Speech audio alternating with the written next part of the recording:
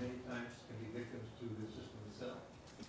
Now, not like this rule would result in wildly disparate outcomes. And the victim, who was present in court, who has for at least a decade indicated that she wants the case over, that she has basically forgiven Mr.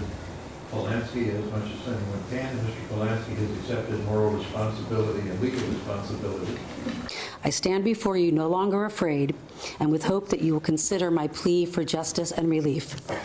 Without dismissing Mr. Polansky's shared responsibility for the 40-year ordeal that Judge Rittenband and the District Attorney's Office have forced upon me, I would implore you to consider taking action which can finally bring this matter to a close as an act of mercy to myself and my family.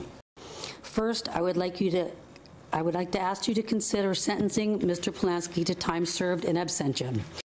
At the very least, you could recall the international warrant, which has been denied by the respected courts of Switzerland and Poland, in part because the request contained false and misleading information. Last, consider a dismissal of the case in light of the facts which are known at this time as a way to expedite a conclusion to a 40-year sentence which has been imposed on the victim of a crime as well as the perpetrator. My mother and grandmother, my father, my stepfather, my husband, my 3 sons have endured terror that has faded to fear, panic that has faded to anxiety, never knowing when or where they may be forced to face this unfairly unending case. I know Roman's family has suffered as well. We are human beings, not wins and losses. I now have become a grandmother.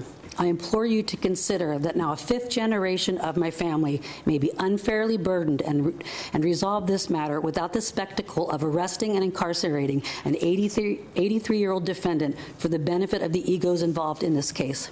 I do not want to have to explain to my granddaughter why she can't go outside or answer the phone, or why there are camera crews outside my home, and eventually what happened to her Nana in 1977.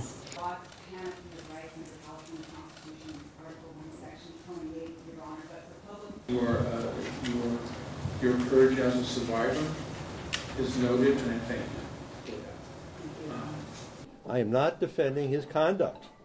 I'm trying to straighten out a dishonest system. If it got dismissed, it would either be 2 reasons. One, it should be dismissed on the merits, or the judge was very smart and realized he could put an end to an entire scandal by getting rid of this case. So one of the 2, but I'd be happy with either result. Good.